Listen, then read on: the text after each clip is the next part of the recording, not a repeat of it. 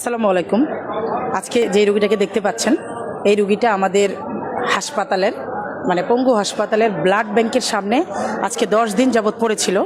তো এই বয়স্ক মানুষ, 80 বছরের একজন মানুষ, ওনাকে কেউ না কেউ এখানে রেখে গেছে। উনি তো আর এখানে একা আসে নাই। তো কে রেখে গেছে এটা আসলে আমার জানারও দরকার নাই, জাস্ট বললাম আর কি। তো এই রুগীটার পায়ের মধ্যে একদম অনেক পোকা ছিল, অনেক পোকা। আর এই রুগীটা আমি অনেক দিন থেকেই দেখতেছিলাম, যে আমি ভাবছিলাম যে এই রুগীটার কিছু একটা করব, কিন্তু আসলে আমার কিছু মানুষ আমাকে আসলে সমস্যা করতেছিল। তো এইসব রোগীর কাজ করি বলে কিছু মানুষ আমার নামে অভিযোগ করেছে, বিভিন্ন ঝামেলায়ও পড়ছিলাম। তো সেই জন্য আসলে মনের দিক থেকে দুর্বল হওয়ার কারণে আমি এই রুগীটাকে কয়েকদিন আসলে কষ্টই দিচ্ছি ধরতে গেলে। যেহেতু আমি দেখিও 2-3 দিন কাজটা করি নাই, তাহলে আমি কষ্টই দিচ্ছি আসলে। আল্লাহ আমাকে ক্ষমা করুক। তো আজকে দেখেন উনি কিন্তু এই যে এখন দেখেন আমাকে কিন্তু এই দেখেন হাত বুলাচ্ছে, ওই দেখেন আমার হাত ধরতেছে, দেখেন আমার মেহেদি দেখতেছে।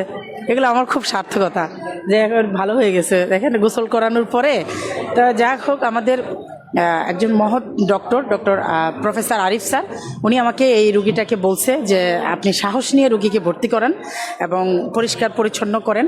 কারণ রুগী যেখানে পড়েছিল আশেপাশে রক্তে কি অবস্থা, মাখামাখি। উনি একদম টয়লেট করে দিছে, 10 দিন যাবত টয়লেট করছে, এত বাজে অবস্থা, খুবই খারাপ। আমি আপনাদেরকে দেখাতে পারবো না ওই দৃশ্য।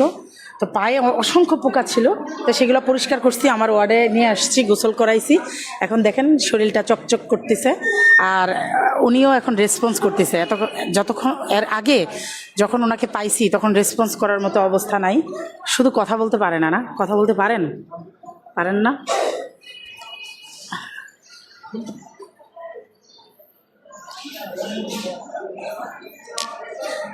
এটা দেখতেছিল।